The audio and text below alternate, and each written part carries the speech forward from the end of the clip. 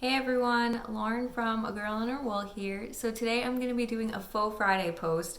I know I posted one last week, but I actually haven't recorded one of these in a few months. I haven't really been finishing objects too much in general, but I did finish this pair of socks, I don't know, a month or so ago at this point, but they finally have the ends woven in and they are blocked, and so we're doing a Faux Friday post. I'm actually also in the middle of recording a day in the life vlog. So today is actually Friday. I don't always record these the day that I publish them, but today I am. I took the day off from work. We have probably a couple of busy months ahead of us, and with the pandemic, I think people just in general haven't been taking too many days off this year, and the company's trying to encourage people to use our days. Ironically, we got extra days off this year, which is kind of like one of those universal jokes where the company gave us more day off and then we're stuck at home for a lot of the year. So anyway, they're encouraging us to make sure we're still taking time and separating ourselves from work even though we are home. So I am taking this Friday off and having a nice 3-day weekend, which is always great.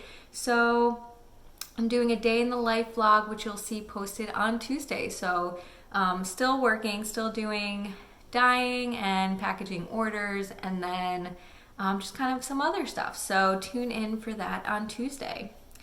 But for today, we're doing a Faux Friday post again. So I finished my Honeybee dance socks. These are the Honeybee Dance Socks is a pattern by Helen Stewart of Curious Handmade, and this was a pattern from the Handmade Sock Society season 1. I'm not sure which season she's in now. Maybe she just launched the 3rd one. I know there was a second that I didn't participate in, and that was because I was doing the Desert Vista Dye Work self-striping club, and I still hadn't knit at that point a lot of the season 1 patterns, and so I decided not to jump on, but there are definitely some patterns from that collection as well that I will be knitting up. But I did participate in the season 1 in the sense that I purchased the set before I saw any of the patterns, and this is now the 4th out of 6 that I have knit. I did cast on the 5th, and I probably won't be knitting the 6th. But anyway, so this is the Honeybee Dance Socks pattern, and I'll show it to you not on blocker so you can see the pattern, but you can see it has a little bit of cable and then a lace pattern, and when you see the front as kind of the front, you can see the honeybee look of it. The yarn is One Twisted Tree yarn. She's no longer dyeing, so this yarn is from quite a few years ago. It's her prime base, which is her sock base, and it was the Rare Woman Claire colorway, which is a Outlander reference. And so I have both socks. Both socks are done. The pair is done. Ends are woven in. They are currently blocking. They are damp, so they're still blocking, but that's okay. So let me show you one of these so you can kind of see the pattern. So you can see it kind of makes a little bee pattern, which is really fun. And once I kind of did 1 or 2 repeats, I didn't need to look at the pattern anymore.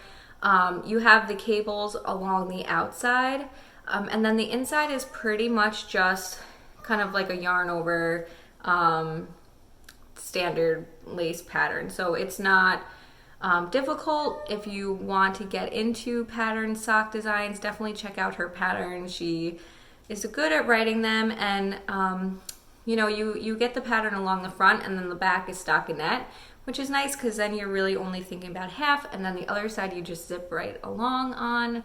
So yeah, overall these went pretty quickly. I remember there was something that happened where, so like the 2 cable columns on either side, those are identical, and at some point they got off. So I was cabling on one but not on the other at that point, so I did end up ripping it back at one point just to fix those. It's not something I would normally cared that much about, but I remember thinking it was just a couple of rows back, and I was like, well, it's a couple of rows, let me just do it. And then it turned out that it wasn't a couple of rows back, it was actually back past the heel. So I remember I ended up ripping back past the heel, and then when I realized that I was gonna have to rip back that far, I was like, well, at this point I already ripped a few rows back, so it kind of felt like to not fix the mistake just felt like a waste of time. So ended up ripping the whole thing back, but they went pretty quickly. For the pattern itself, so when I do socks and when I do pattern socks, I really only take the stitch design from the pattern, and then the rest I do myself. So for these, and I did these one at a time, toe up. Yeah, I did this one at a time, toe up on my DPNs. And what I do is, so I always do my same toe, which is I cast 10 stitches on each needle, so 20 stitches total. And then I increase every other round. So I do a yarn over on each end of each needle. And then on the following row, I do a knit through the back loop. And what I love about increasing that way is I never have to keep track of if it's an increase row or not, because it's either there's a yarn over there, which means that I have to knit through the back loop, or there's no yarn over, which means I need to increase that row. So for me, I love doing it that way. I then increase up to 26 stitches on each needle. So I do my socks with 52 stitches around, and what happens is, and this will also come up in the new socks that I'm knitting, is the pattern is, so for the small size, the pattern is 56 stitches around, and the pattern itself, so the design here is a 28 stitch across.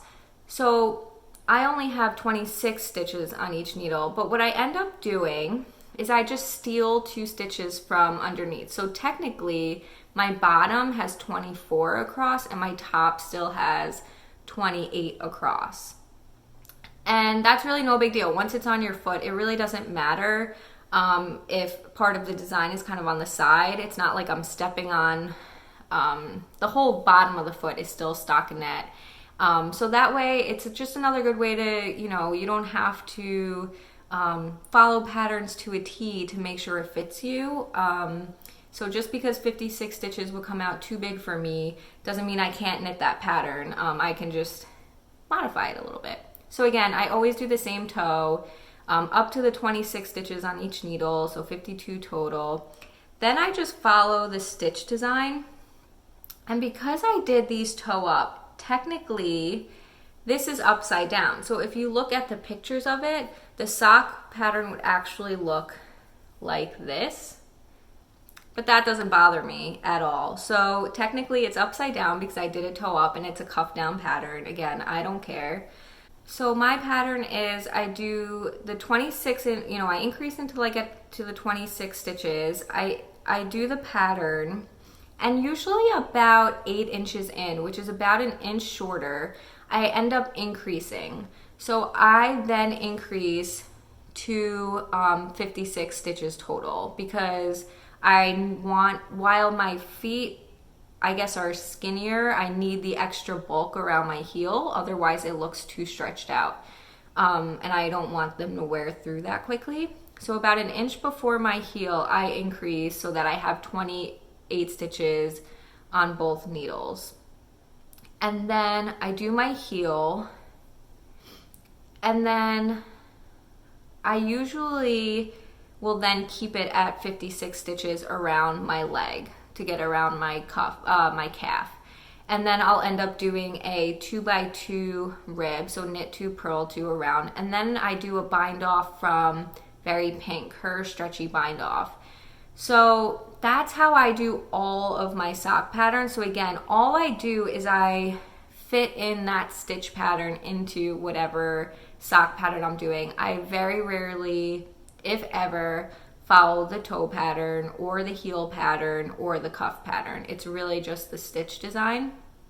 I will say on this one, you'll see on this one I have a 1x1 twisted rib cuff. which means that it's a knit one, purl one, but the knit ones are knit through the back loop. So you kind of get, you know, the raised look of the cuff of the ribbing. The reason why I did that was because on this I forgot to keep it at 56 stitches around, and I ended up decreasing it back down to 52 around, which is fine. They still fit.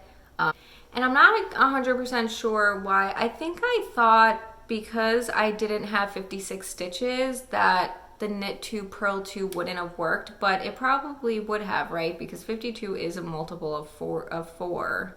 So I think at the time I just assumed that because I went back down to 26 stitches on each needle that the knit 2 purl 2 wouldn't have worked, but I don't think that math was right. But anyway, so I did a twisted rib, but again, that's usually how my patterns work. I do 10 on each needle, increase to 52 total, go for about 8 inches, increase to 56 stitches.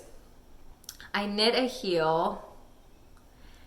There are people walking by and they're definitely looking at me right now. Do the fish lips kiss heel and then keep it at 56 and just knit the whole way up, and then do a 2x2 rib. This one's a little bit different. I decreased it back down because I wasn't thinking, and I did a 1x1 twisted rib. But anyway, that doesn't matter. It's nice to have some socks that are a little bit different. But those are my Honeybee dance socks. Again, that was from the Handmade Sock Society. And again, any of the patterns that I've knit from that collection, I would definitely do again. There's I have another pair cast on already that you'll see on my next whip video. But yeah, that is it. So another pair of socks in the collection, which is nice. And I do like knitting like these tonal socks too with a fun pattern. They're nice to have in the collection as well. I usually just kind of pick the pair in front, and then when I wash my socks, I try to put the clean ones in the back, so I just kind of rotate regularly. I don't necessarily pick, I definitely don't pick my socks to match or anything like that, but it's just nice to, when you look at it, to have the variety in there too. So anyway, these are done. They will be ready for the fall. I have still sometimes been wearing my hand knit socks, but this week it's been humid and hot, so I haven't been, but they might get worn before the fall, but probably not. They'll probably just appear next fall. So another pair of socks done. So yes, check out my day in the life video, which will be on Tuesday. There will not be a shop update this week. I've released a bunch of new summer colorways recently, so check those out. I also still have my advent calendars available, so check those out. And if you do like that summer colorway, which I will be dyeing today, make sure you check it out sooner rather than later. It's only available until the end of July as part of the Splash Pad party. And that is it. And I will see you soon. Bye.